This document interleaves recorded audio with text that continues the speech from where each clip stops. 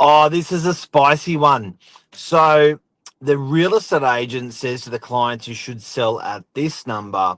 And the client says, I've had a valuation at a higher number. Who's right? Who's wrong? Stay tuned.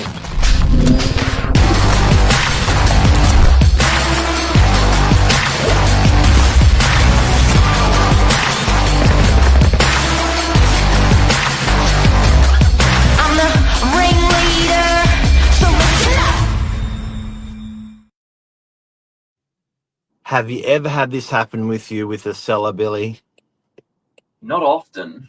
No. Tell me, it sounds like you had something really bad happen. I had it happen to me. What's happened? I was actually the vendor. Are you the client? So it was a 20% difference from what the valuation was to where the market to what my sell price was. 20%. That's a big. I'm going That's like a big. huge. It's big. It's a hard pill to swallow. Yeah. So, were you refinancing, selling? Selling. Okay.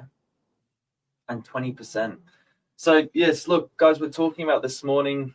The valuation or the broker says this is what the banks are telling us. They're like the middleman. They're kind of passing the message on, and sometimes they get a bullet put through them by the client because they're like, well, we just can't make that work. The real estate agents told us this number, or this is what the market's telling us if we were to sell. So variance in those numbers, and it really does blow deals. Look, it can go the other way. Like often, we're talking shortcomings, shortfalls, but it can actually go the other way, where a bank valuer goes, "I can't believe it sold for that figure," and then is almost agrees to that number because it was paid. But let's just take this from the top. A bank valuer and a bank valuation is very, very different to what the market pays for a property. So it should be the same number, but when it's not, that's when we've got trouble. So the amount of times I've spoken with clients and they've said, "Oh my God, I had a valuation of $1 million," and you're saying the market's only going to pay 920, and it's like, I know, and the client always says valuers are more conservative, so I just can't believe that that's where the market value is for the property. So a bank valuer is much more educated than a real estate agent formally.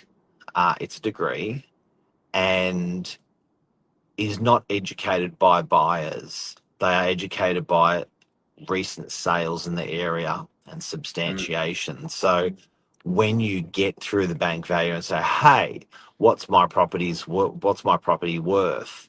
They will use data in the market. What if there's no data in the market, but they will use data in the market to substantiate a price? The banks will often lend on that number. It's because it's a credible number. But what happens when you bring through real buyers with real offers and it's not that number? That's what we're talking about today. Which one do you trust? Which one do you go with? In addition, it's settled data that they work off, not unconditionally sold. So in a market where the prices are growing 5% a quarter, which is what we see, and it may take 12 weeks for the property sold to settle, that will only become a part of their equation once settled, not unconditionally sold. So it tends to be trickier to substantiate valuations in a market where prices are growing, and vice versa in a market where prices are falling or stable. And what a lot of people don't know is the agent and the valuer don't generally talk about this. They will allow the valuer through the property when when a property deal's getting done, but there's no sort of arm wrestle between the agent and the valuer. There's bit of a Chinese wall between them. Where real estate agents and valuers do come together is valuers are always ringing us. We would get probably a call a day or 2 calls a day, maybe even 3, on, hey, you sold this. Can you tell me about it? Or hey, even you can even get valuations on rents, by the way, for residential and commercial. But Mm. valuers are calling up trying to substantiate or get more information.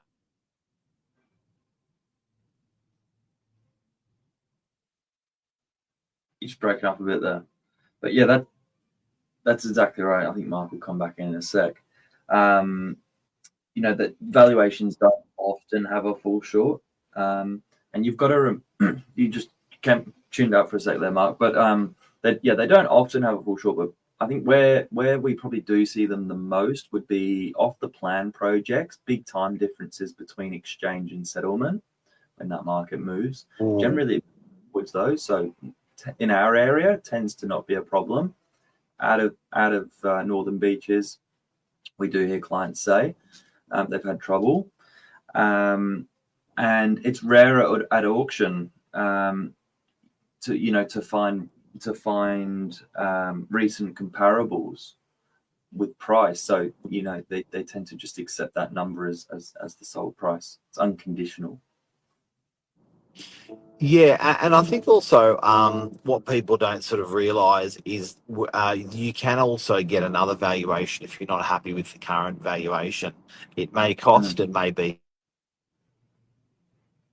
broker that you're using. So if you are unhappy with where that level of valuation comes in, i.e., you think it's worth 1.1 million, the valuation comes in at 1 million.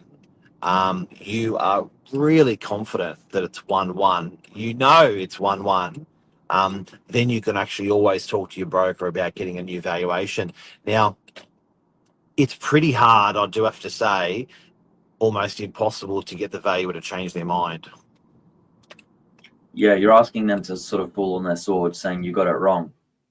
It never happens. Yeah, it never happens. I've had it happen, but it's pretty rare that they'll make a change. I've only ever seen it change where there was lost data and that will recover data, and then they'll go, oh, okay, well since you've now shown us that data, then yes, we can do that. But very very rare. But getting a fresh valuer through. Now, something people should also know is I had a property the other day where I said the vendor had a valuation of this amount, and Mm. the purchaser said no, they didn't. Something that you should know is there's no central registry for valuations, and you think they would have a central area for valuations, and what I mean by that is you would think that once a valuation was done, that they would plug it into the valuer system, and then all valuers in New South Wales would see the valuation, and that doesn't Mm. happen. It's quite private. Yeah. Lisa had a question there. Why are people getting valuers through? Is it for refinancing? The ones we see as an agent is more for the valuation for settlement. So people have a pre-approval, then they're getting a valuation on the property because that pre-approval is subject to valuation. The valuation we're providing access Yep. for is for unconditional finance. Yep. So that's a really good question Lisa's asked. The reason valuations are upheld in by financial institutions, legal institutions, they are not an they a real estate agent when a real estate agent cannot do a valuation unless they are a registered valuer. A real estate does an opinion of value, so they will Mm. guide where they think what people will pay for a property. The Mm. valuation certificate that you get can be used by a bank or in a court of law as a valuation. So they're quite highly regarded. They could cost anywhere between, I don't know, $1,500 to to $10,000, depending on the value and style of property that it is. But it's a very, very it takes a lot of time. The valuer has to inspect the property. The valuer has to do a lot of research and substantiation of price for the property. So, but where the deadlock happens is when us real estate agents bring real buyers and real offers after a 4-week campaign, and the owner says, I've had a valuation different to that, and I'm not Yeah. going to sell it at that figure due to the valuation that I've had.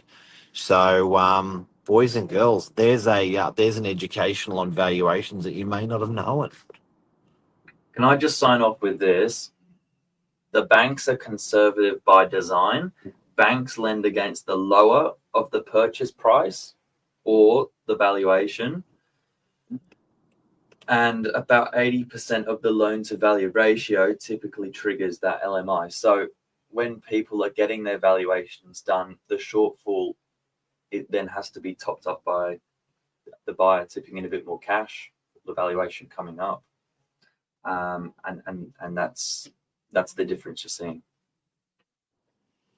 And the banks and the lending LMI and the mortgage insurer can make a bit of money if there's a bit more of a gap. Yeah. Sneaky. There you go. There you go.